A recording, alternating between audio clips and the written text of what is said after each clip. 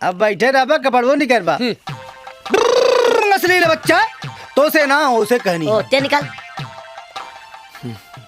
ला सही जगह हाथ मरले बड़े गुरु। ई कौनी जगह पहिरल जाला रे।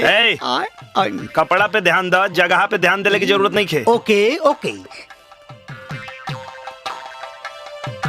ला पता गई लव लोशन पता गई। लेकिन अब आगे का करेगा बा? अब ई कपड़ा किसी भी तरह से लड़की के बदन तक पहुंचे के चाहिए।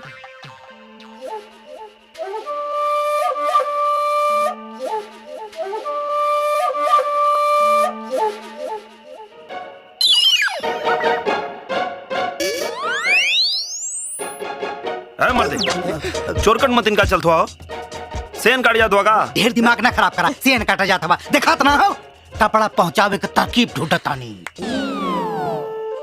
हे ऊ देखा तोरे सोन चिड़ैया के खिड़की खुलल बा। आजा बेटा आजा आजा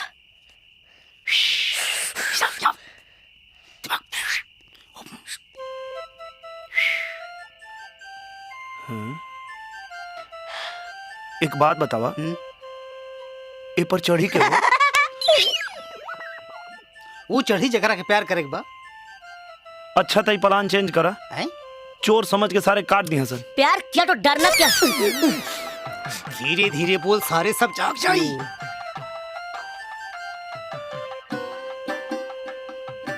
हैं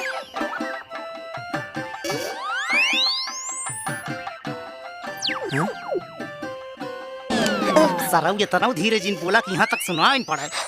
प्यार किया तो डरना क्या? आशिक मने चोर दिल चुरावा चाहे कपड़ा।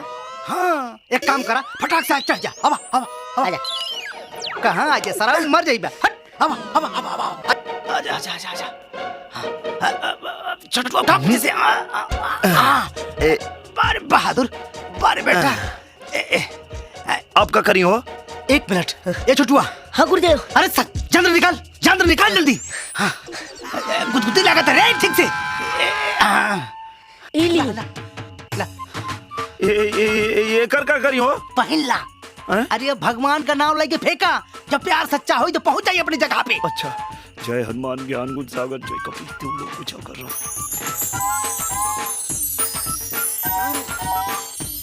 अरे कनवा पे चढ़ के पूरा हनुमान चालीसा पढ़बे कि फेंकबे? पेट सारे सोचत का मारे सारे यहाँ देखा था कि रथाई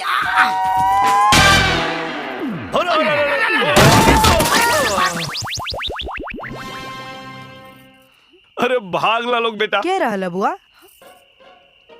चोर का? अरे भाग ला बाबा ना तो खाए के पड़ी। चोर ना दिल चोर कहा।